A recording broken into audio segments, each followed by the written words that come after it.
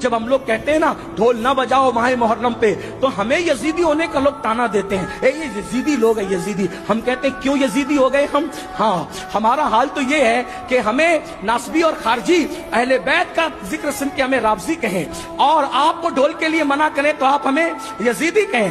بہت اچھی بات ہے، آپ کے اپنے معاملات ہیں، مگر یاد رکھنا اللہ کی عدالت میں تمہیں بھی منہ دکھانا ہے اور ہمیں بھی کھڑے ہونا ہے۔ ہم حق بات کہہ جائیں گے، کیوں ڈھول بجاتے ہو محرم میں، کیوں ڈھول پیٹتے ہو محرم میں، کیوں چڑھاوے چڑھاتے ہو بتوں کی طرح معاملات کر کے، تو آپ کہیں گے محبت ہے محبت۔ ہم نے کہا کیوں محبت ہے؟ جن کی شادیوں میں ڈھول نہیں بجے ان کی شہادتوں پہ ڈھول بجاتے ہو، بے شرمو۔ آپ بتائیں مجھے، کوئی ثابت کر سکتا ہے امام حسن کے نکاح پہ ڈھول بجا، امام حسین کے نکاح پہ ڈھول بجا؟ جن کی شادیوں میں ڈھول نہیں بجے ان کی شہادت پہ ڈھول بجانے کا جگر لاتے کہاں سے ہو؟ کہا نہیں نہیں یہ عشق اور محبت ہے۔ ہم نے کہا اگر یہی عشق و محبت ہے، اگر یہی تقاضۂ محبت ہے کہ علی اکبر کے جسم کے جس دن ٹکڑے ہوئے ہو، جس دن اللہ اکبر امام حسین کے سر کو نیزے پہ اٹھایا گیا ہو، جس دن بیویوں کی چادریں چھینی گئی ہو، اگر اسی دن ڈھول بجانا تقاضۂ محبت ہے، اللہ کسی کو وہ دن نہ دکھائے جس دن تیرے بیٹے کا ایکسیڈنٹ ہو اور تیرے بیٹے کا جوان بیٹے کا جنازہ اٹھ رہا ہو،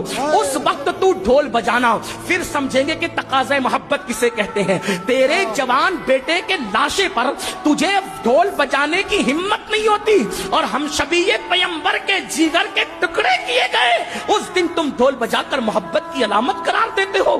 شرم نہیں آتی؟ ذرا سوچو تو صحیح۔ سنیو، بدعقیدگی کے راستے ہم نے استوار کرنے کی کوشش کی ہے۔